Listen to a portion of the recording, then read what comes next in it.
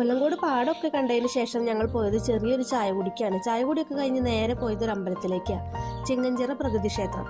പാലക്കാട് കാണാനുള്ള കാര്യങ്ങൾ തിരക്കി പറഞ്ഞതാണ്. വലിയ ആലുകൾക്കുള്ളിൽ ചെറിയൊരു അമ്പലം. അവിടെ കോഴി ആടിനെ ഒക്കെ അറക്കുന്നുണ്ട്. അവിടുത്തെ വഴിപാടുകളൊക്കെ അവിടെ എഴുതി വെച്ചിട്ടുണ്ട്. അവിടെ കുറേ ആളുകൾ ഭക്ഷണമൊക്കെ ഉണ്ടാക്കി അവിടെ തന്നെ വെച്ച് കഴിക്കുന്നുണ്ട്. മക്കൾ കുറേ കളിപ്പാട്ടൊക്കെ ഉണ്ട്. അതൊക്കെ നോക്കി നിന്ന് കുറേ നേരം സമയം കളഞ്ഞു. ഞാനും കുറേ നേരം അവിടെ ചുറ്റിക്കറങ്ങി എല്ലാം കണ്ടു. അതിനുശേഷം കുറേ ചോരയൊക്കെ അവിടെ ഇവിടെയൊക്കെ കെട്ടിക്കിടക്കുന്നത് കണ്ടു. അവിടുത്തെ പ്രധാന വഴിപാടാണ് അത്ര കോഴീനെയും ആടിനെയും ഒക്കെ അറക്കുന്നത്. എന്തായാലും നമുക്ക് ഇതൊക്കെ പുതിയൊരു അനുഭവമായിരുന്നു. ആലിന്റെ വള്ളിയിൽ അവർക്ക് ഊഞ്ഞാലാടെന്ന് പറഞ്ഞു ഊഞ്ഞാലൊക്കെ ആട്ടി കൊടുത്തു.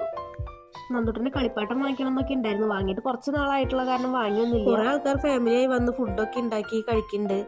കുറെ പേരവിടെ മാറിയിരുന്ന് പ്രാർത്ഥിക്കുന്നുണ്ട്. നമ്മൾ വേഗം അവിടെ നിന്ന് പോന്നു. ചോരയൊക്കെ കണ്ടപ്പോൾ മക്കൾ അത് നോക്കിയപ്പോൾ അവർക്കൊരു പേടി പോലെ.